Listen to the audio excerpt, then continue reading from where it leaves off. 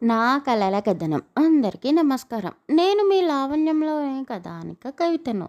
ఈరోజు మనం వినబోయే స్టోరీ ప్రేమతో నీ జతగా నేను పార్ట్ 34. ఈ స్టోరీని వినబోయే ముందు మన ఛానల్ని సబ్స్క్రైబ్ చేసుకోండి అబ్బా. రాహుల్ మనసులో చిట్టి తనతో పాటు ఢిల్లీకి రావాలి అని గట్టిగానే అనుకుంటున్నాడు. కానీ నేను అడగకుండా తానంతటా తానే వస్తే బాగుంటుంది అని ఆశపడుతున్నాడు. అంతలోనే చిట్టి నుండి సమాధానం వచ్చింది. సాహితీ రాహుల్ ఆమె సమాధానం విని ఆశ్చర్యపోయారు. రాహుల్కి చాలా సంతోషంగా అనిపించింది. కానీ సాహితీ మాత్రం చిట్టిపై కోపాన్ని పెంచుకుంది. వీల్లేదు, బావ పక్కన అక్కడ నేనే ఉండాలి. ఇది వస్తే నేను బావతో ఎలా ఉండాలి? అయ్యో చిట్టి, నీకు రావాలని లేదు కదా. అయినా అక్కడ భాష తెలియకుండా వచ్చి ఏం చేస్తావులే.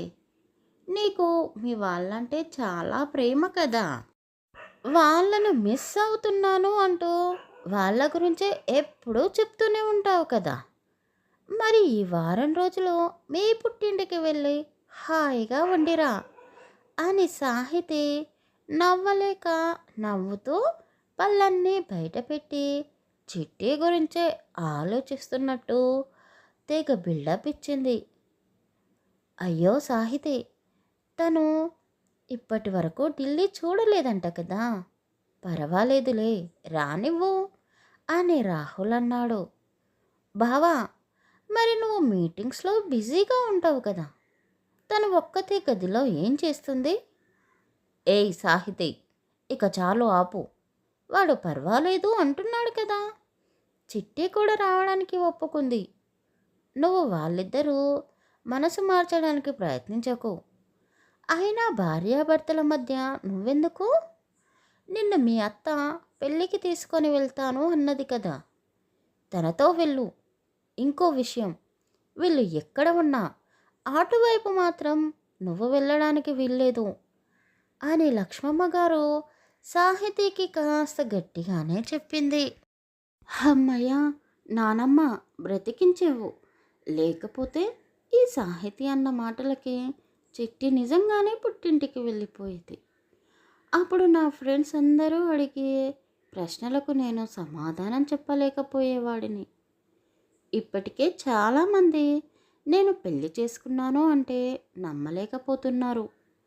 చిట్టిని చూపిస్తే కానీ వాళ్ళందరూ నోరు మూసుకోరు అని రాహుల్ మనసులోనే అనుకుంటూ నానమ్మ వైపు చూసి కళ్ళతోనే థ్యాంక్స్ అన్నట్టుగా చెప్పాడు.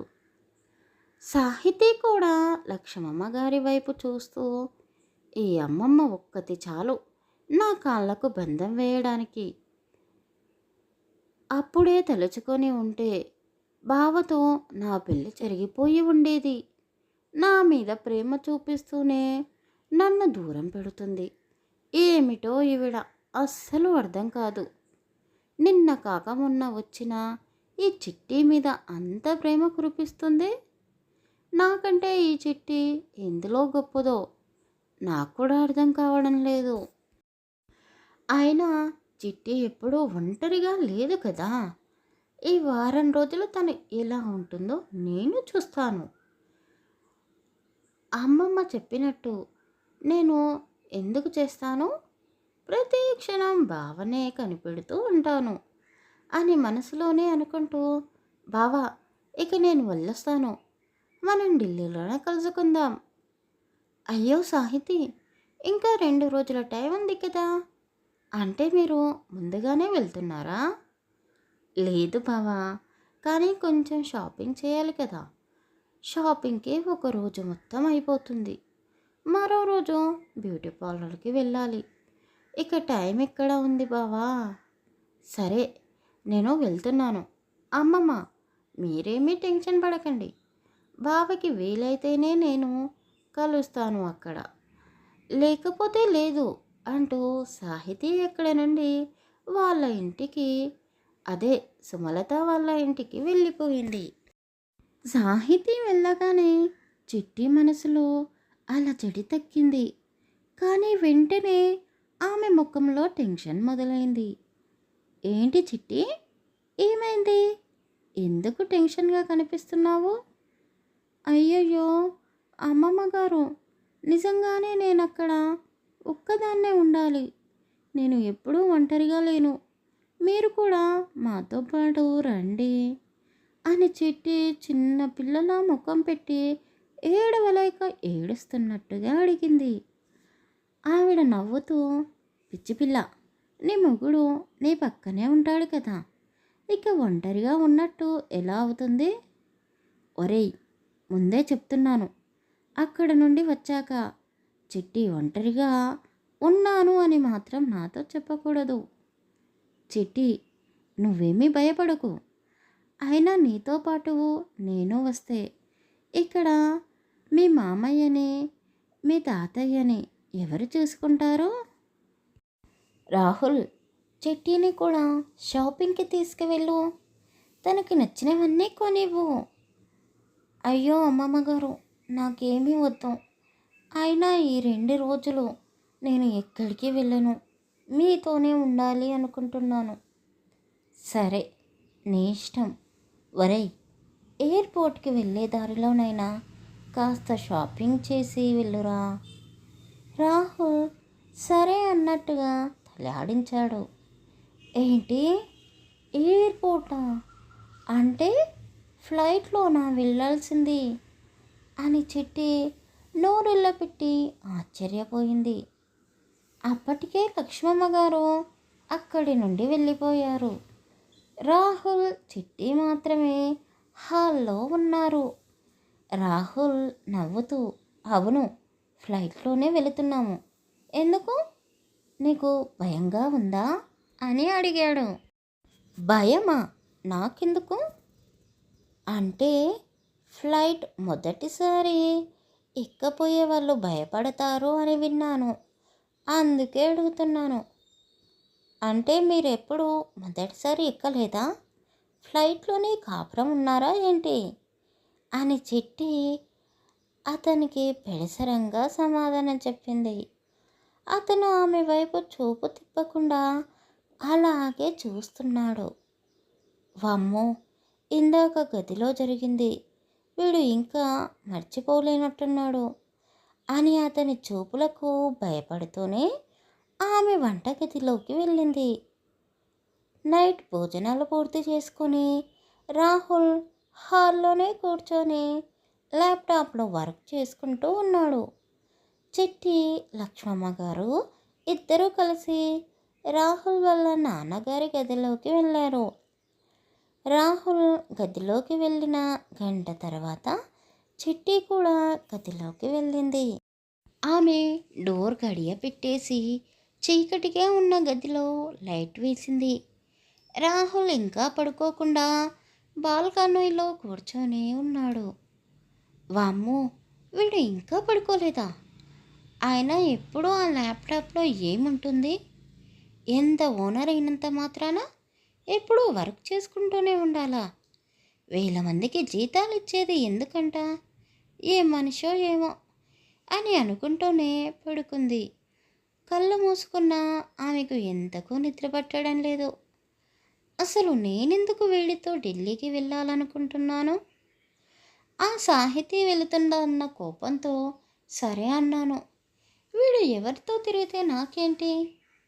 సాహితీతో మాట్లాడితే నాకెందుకు కోపం వస్తుంది? అబ్బా! నాకు పిచ్చి పెట్టేలా ఉంది. అసలు నేనేనా? సాయంత్రం వీడు చేసిన పనికి కొట్టాలి అన్నంత కోపం వచ్చింది. కానీ వాడు చూసే చూపులకి సిగ్గు కూడా వస్తుంది. అయ్యో! నాకేమైంది అనే ఆలోచనలతో జుట్టు పీక్కుంటూ ఉండగానే రాహుల్ ఆమె ఎదురుగా వచ్చి నిలబడ్డాడు. చిట్టి, ఇదిగో, ఇది తీసుకో అని ఒక కర్ర చేతికి ఇచ్చాడు. ఇదెందుకు? దీనితో నా తల పగలగొట్టుకోనా? అతను నవ్వుతూ, కాదు చిట్టి, నన్ను కొట్టాలి అన్నంత కోపం వస్తుంది కదా, దీనితో కొట్టు, నేనేమీ అనుకోను తప్పంతా నాదే అని తల దించుకొని నిలబడ్డాడు. దేని గురించి మాట్లాడుతున్నావు? అదే సాయంత్రం జరిగిన దాని గురించి.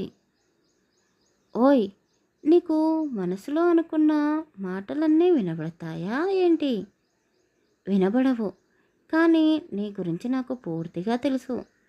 నీకు నా మీద కోపం ఉందని, నన్ను కొట్టాలనుకుంటున్నావని తెలుసు. అందుకే ఈ కర్ర తెచ్చాను.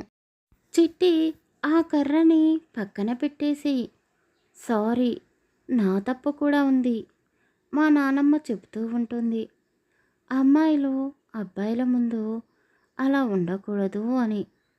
వాళ్ళని రెచ్చగొట్టినట్టు అందాలను ఎక్స్పోజింగ్ చెయ్యొద్దు అని ఎప్పుడూ చెప్తూనే ఉండేది.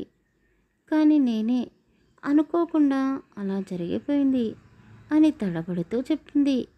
రాహుల్కి నవ్వొస్తున్నా నవ్వాపుకుంటూ, చిట్టి, నువ్వు నాకు సారీ చెప్పావు.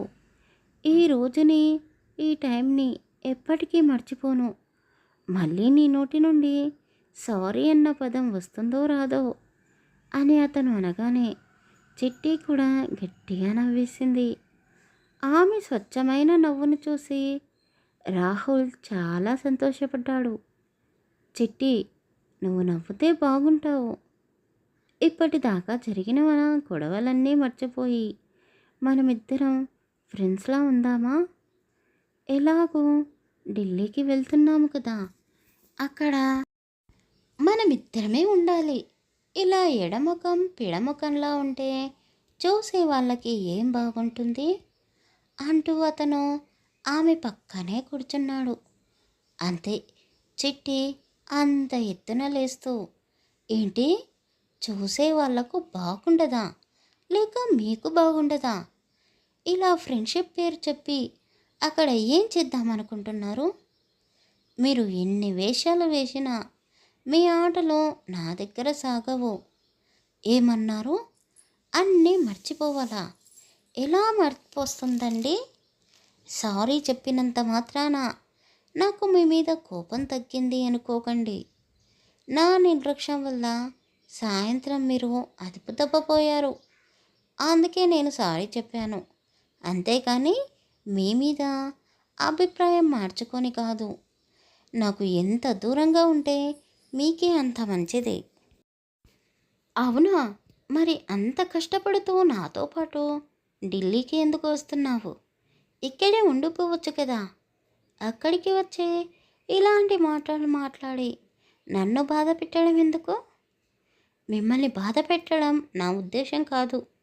అమ్మమ్మ గారు బాధపడకూడదు అని నాకు ఇష్టం లేకున్నా మీతో పాటు వస్తున్నాను.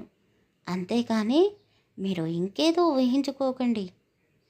అబ్బా చిట్టి, నువ్వు ఇంకా మారవా? ఎప్పుడూ అదే గుర్తు చేసుకుంటూ ఉంటావా? చిట్టి సైలెంట్గా ఉంది. అతను ఆమెపై ఎక్కువ కోప్పడలేక సైలెంట్గా వెళ్ళి బాల్కనీలోనే పడుకున్నాడు. ఉదయం లేవగానే చిట్టి తన పని తాను చేసుకుంటూ పోతుంది. రాహుల్ కూడా ఆమె కంట పడకుండా ఉదయాన్నే ఆఫీస్కి వెళ్ళిపోతున్నాడు. తిరిగి రాత్రి చిట్టి పడుకున్నాకే వస్తున్నాడు.